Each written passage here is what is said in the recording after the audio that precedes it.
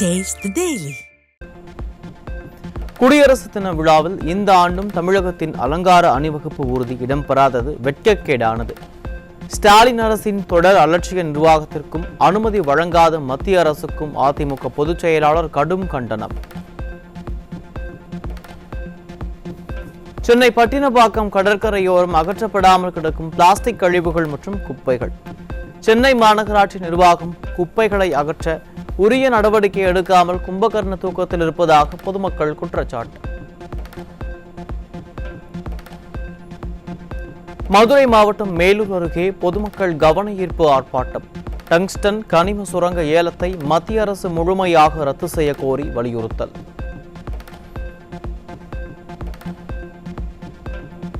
திருநெல்வேலி மாவட்டத்தில் கேரளாவின் மருத்துவ கழிவுகள் கொட்டப்பட்ட விவகாரத்தில் பசுமை தீர்ப்பாயத்தின் உத்தரவை அடுத்து கழிவுகளை அள்ளிச் செல்லும் கேரளா.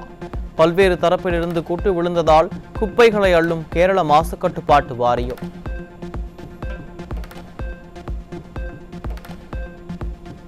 கோவையில் பள்ளிக்கு அழைத்துச் செல்வதாக கூறி மாணவியை தன் வீட்டுக்கு அழைத்துச் சென்று பாலியல் தொல்லை கொடுத்து ஆட்டோ ஓட்டுநர் சிக்கினார். ஸ்டாலின் ஆட்சியில் மாணவிகளை வெளியில் அனுப்பவே அச்சப்படும் நிலை உள்ளதாக பெற்றோர்கள் வேதனை.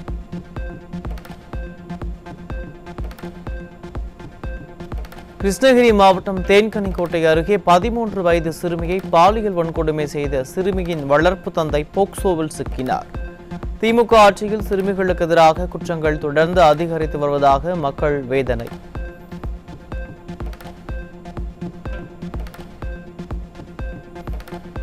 மதுரையில் பள்ளி மாணவியிடம் தவறாக நடந்து கொண்ட மதுரை மத்திய சிறை உதவி ஜெயிலருக்கு தர்ம அடி கொடுத்த மாணவியின் உறவினர்கள்.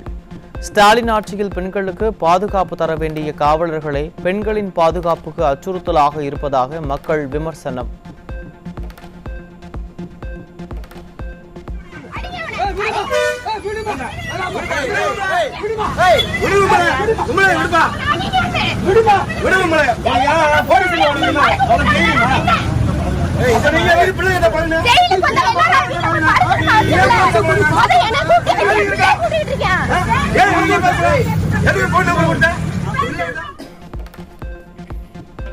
சென்னை கோயம்பேடு அருகே மெத்தபெற்றமைன் போதைப் பொருள் விற்பனை செய்த 3 பேர் சிக்கினர். தமிழகத்தில் நாளுக்கு நாள் போதைப் பொருள் புழக்கம் அதிகரித்து வரும் நிலையில் ஸ்டாலின் அரசு கண் துடைப்பு நடவடிக்கைகளை மட்டுமே மேற்கொள்வதாக மக்கள் குற்றச்சாட்டு. சென்னை மீனம்பாக்கத்தில் 379 கிலோ குட்கா புகையிலை பொருட்கள் கடத்தி வந்த 3 பேர் சிக்கினர்.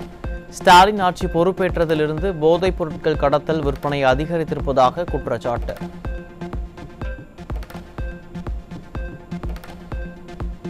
செங்கல்பட்டில் 30,000 ரூபாய் மதிப்பிலான கஞ்சாவுடன் பெண் உள்ளிட்ட 4 பேர் சிக்கினர்.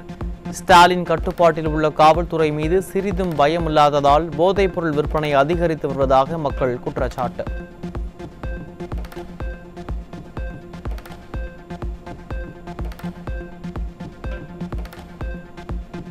ஈரோடு மாவட்டம் அந்தியூர் அருகே ஹான்ஸ் உள்ளிட்ட குட்கா பொருள் கடத்தலில் ஈடுபட்ட அரசு பேருந்து ஓட்டுநர் சிக்கினார். திராவிட மாடல் ஆட்சியில் அரசு ஊழியர்கள் கூட தவறான பாதையில் செல்லும் அளவிற்கு போதை கலாச்சாரம் அதிகரித்திருப்பதாக மக்கள் வேதனை. சென்னை எண்ணூர் பகுதியில் சாலையோரம் வந்த நபரை அரிவாளால் வெட்டி பணத்தை பறித்த 6 பேர் கொண்ட கும்பல் பெண்ணிடம் செயின் பறிக்க முயன்ற போது பொதுமக்கள் கல்லால் அடித்ததால் தப்பி ஓட்டம். ஸ்டாலின் கட்டுப்பாட்டில் உள்ள காவல்துறை மீது சிறிதும் பயம் இல்லாததால் தான் நாளுக்கு நாள் குற்ற சம்பவங்கள் தொடர்கதையாகி வருவதாக மக்கள் வேதனை.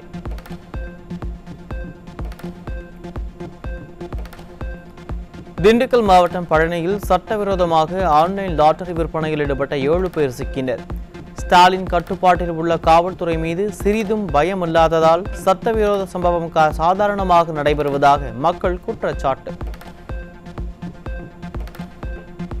கிருஷ்ணகிரி மாவட்டம் ஓசூரில் யானை தந்தங்களை விற்பனை செய்யவிருந்த 7 பேர் சிக்கினர். திமுக ஆட்சியில் சட்டவிரோத சம்பவங்கள் தொடர்கதையாகி வருவதாக மக்கள் குற்றச்சாட்டு. திருவள்ளூர் மாவட்டம் பொன்னேரி ரயில் நிலையத்திலிருந்து 1800 கிலோ ரேஷன் அரிசி பறிமுதல். திமுக ஆட்சியில் ரேஷன் அரிசி கடத்தல் சம்பவம் தொடர்கதையாகி வருவதாக மக்கள் வேதனை. சேலம் மாவட்டம் ஓமலூர் அருகே ரேஷன் அரிசி கடத்திய இருவரை மடக்கி பிடித்த பொதுமக்கள். ரேஷன் அரிசி கடத்தல் சம்பவத்திற்கு துணை போகும் அதிகாரிகள் மீது உரிய நடவடிக்கை எடுக்க வேண்டுமென வலியுறுத்தல்.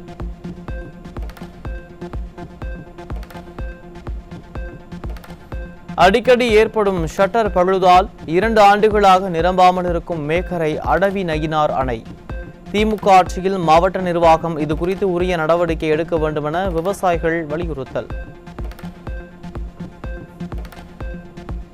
கரூர் மாவட்டம் குளித்தலை அருகே சுமார் 200க்கும் மேற்பட்ட ஏக்கரில் நெற்பயிர்கள் சாய்ந்து முளைவிட்டதால் விவசாயிகள் வேதனை. தமிழக அரசு உரிய நடவடிக்கை எடுத்து நிவாரணம் வழங்க வேண்டுமென விவசாயிகள் கோரிக்கை.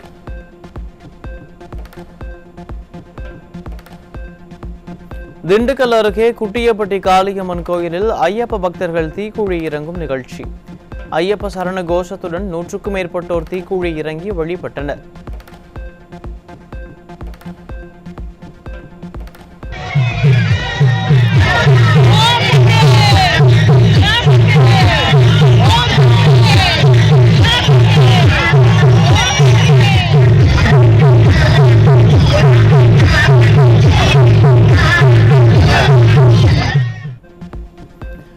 திருச்சி மாவட்டம் தொட்டியம் அருகே உள்ள தவிட்டுப்பாளையம் பகுதியில் பெய்த மழையால் 4 லட்சம் ரூபாய் மதிப்பிலான சுமார் 4 ஏக்கரில் பயிரிடப்பட்டிருந்த கோரைப்புல் சேதம். சுமார் 20க்கும் மேற்பட்ட வீடுகளிலும் மழைநீர் சூழ்ந்ததால் குடியிருப்பு வாசிகள் கடும் அவதி.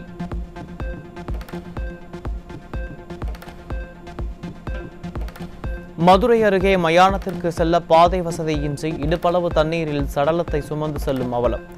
மாவட்ட நிர்வாகம் பாதை வசதி ஏற்படுத்தி தர வேண்டுமென பொதுமக்கள் வலியுறுத்தல்.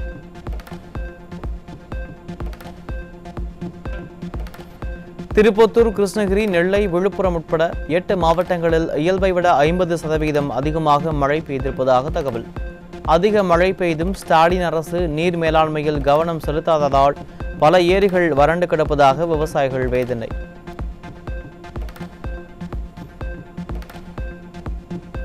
திருப்பத்தூர் மாவட்டம் ஆம்பூர் அருகே பாலாற்றில் தோல் தொழிற்சாலை கழிவுநீர் வெளியேற்றப்படுவதால் துர்நாற்றம், நுரையுடன் பொங்கி வரும் தண்ணீர்.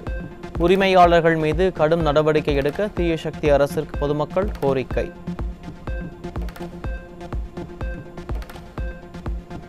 திண்டுக்கல் மாவட்டம் கொடைக்கானலில் பைன் மரக்காடுகள், குணா குகை உள்ளிட்ட பல்வேறு பகுதிகளில் குவிந்த சுற்றுலா பயணிகள்.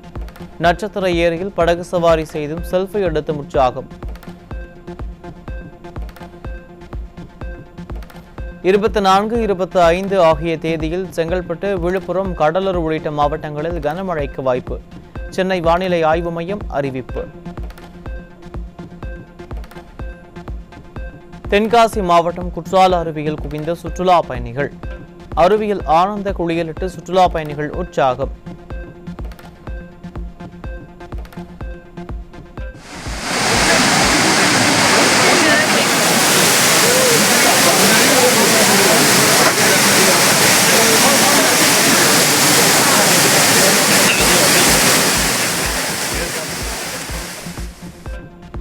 தெலுங்கானாவில் அல்லு அர்ஜுன் வீட்டின் முன்பு ஹைதராபாத் உஸ்மானியா யூனிவர்சிட்டி மாணவர் அமைப்பினர் வன்முறை. பூந்தொட்டிகளை தூக்கி போட்டு உடைத்து வீடு மீது கற்களை தாக்கி தாக்குதல்.